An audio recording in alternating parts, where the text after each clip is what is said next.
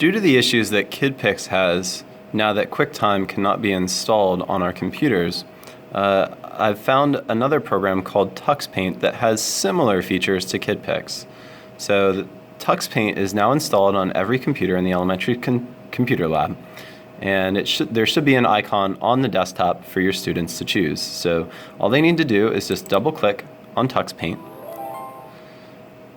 Do note that the first time they open Tux Paint, there is going to be maybe a minute-long delay as the program caches all of the system's fonts and gets itself set up. But after that, you can see that that it opens fairly quickly.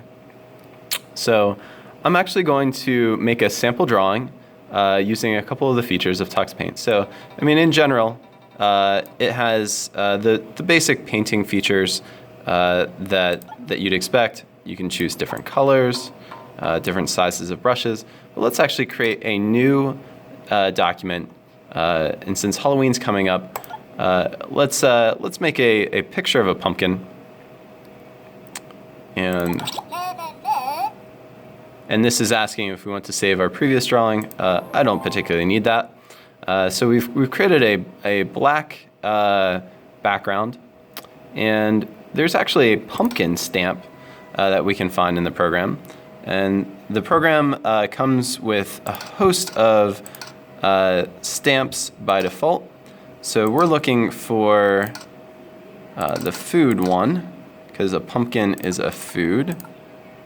That's an apple. That might be a pumpkin, but I think there's a better one.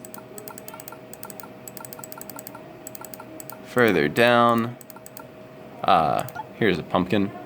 And you can choose the size of the pumpkin by changing this slider. So we want a very large pumpkin. And there we go. And now, since it's Halloween, let's give our pumpkin, some. Oh, we need to make that black. Let's change the color here. Let's give it a, and we can actually undo that. Let's give it some eyes here. And the students can change the settings.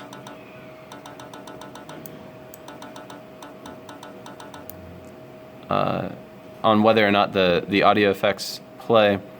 And let's also give it kind of a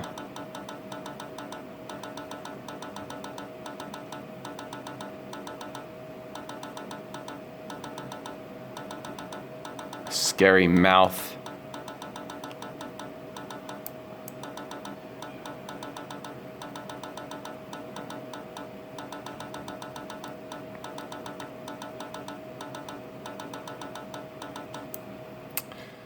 Now we've got the basics of our pumpkin set up, but I also want to make it look a little more intimidating.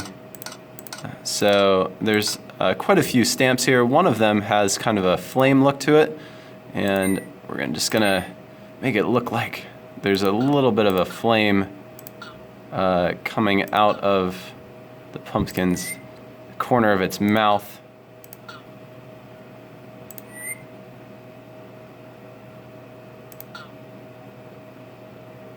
Add a little smoke in there.